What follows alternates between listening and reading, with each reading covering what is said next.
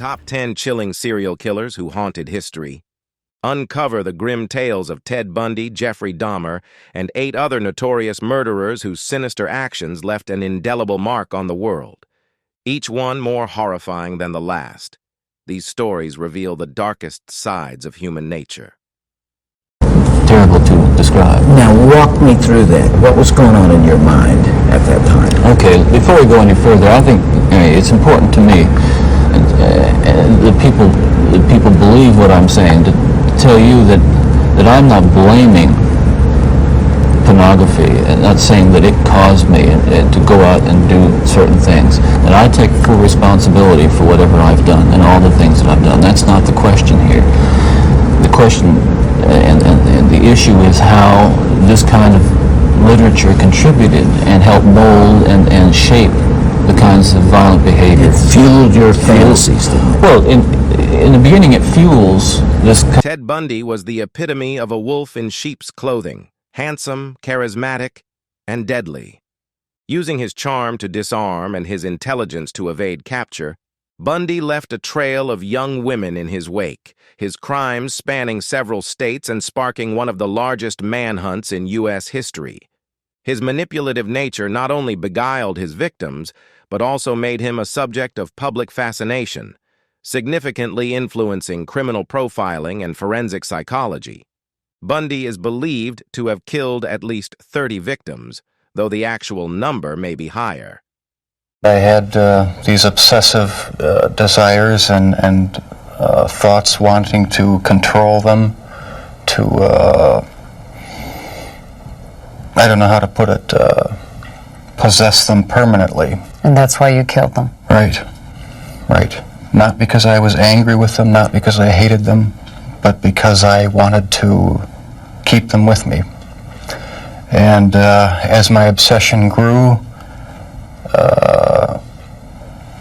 I was saving body parts such as skulls and skeletons. Jeffrey Dahmer, known as the Milwaukee Cannibal, invited young men into his apartment with promises of money or company, only to drug, murder, and dismember them. His gruesome practices of preserving body parts and engaging in necrophilia shook the nation, bringing to light the need for improved mental health screenings and interventions for those displaying profoundly disturbed behavior. Dahmer murdered 17 young men before his crimes were uncovered. I have a lot of things that I've forgotten that I can't remember. For instance, I can go back to my childhood and stuff and I still remember that, but yet I can go into the 70s and there are a lot of things I can't remember. The same thing with the victims. I've looked at all of, I don't know if you notice here, we got pictures of every one of the victims here. And believe it or not, for the last 12 years, I've studied these photos of the victims. And there is no, we have a shot of all of the victims together here. And when you look over at the photos, I have no recollection of any of them. Never met them. John Wayne Gacy hid under the guise of a community figure, Pogo the Clown, while he preyed on young men and teenage boys who he would lure under the pretense of providing work. Gacy's suburban home became a grave for 33 young souls, his dual life revealing the terrifying facade of normalcy that masked his murderous impulses. His capture and the subsequent recovery of bodies from his property led to a reevaluation of missing persons procedures and community safety measures. I think most humans have in them the capacity to commit murder. It is not because... No, we don't, Richard. They choose not to, not because they are morally superior, as they so commonly claim, but because they are imprisoned in a web of responsibilities, commitments, beliefs, and sentiments, and that would render murder an absurd gamble or ridiculous self-destruction. Richard Ramirez, dubbed the Night Stalker, terrorized California with a spree of break-ins, assaults, and murders.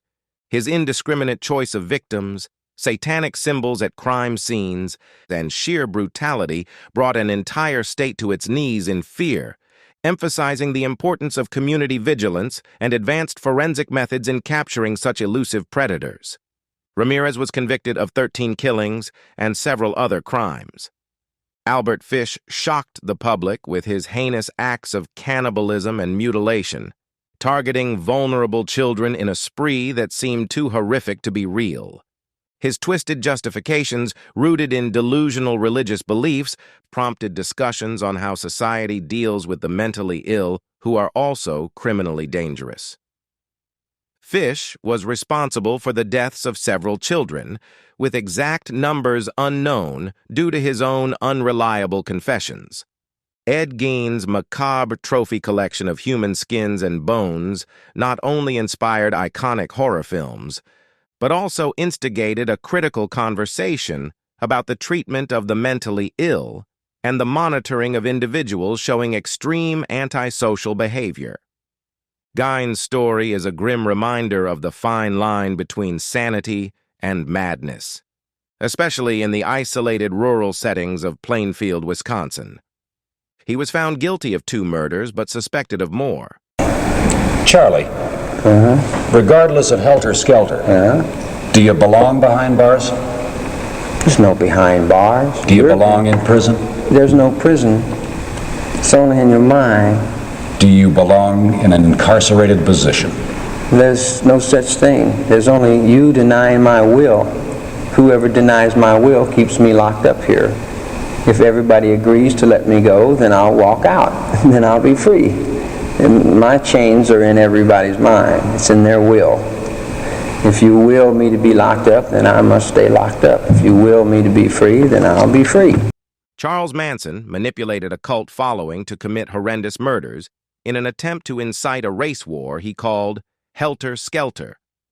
His ability to influence and control, paired with his apocalyptic vision, showcased the potential for charismatic leaders to exploit the vulnerable and disaffected, prompting a closer look at cult dynamics and their dangers.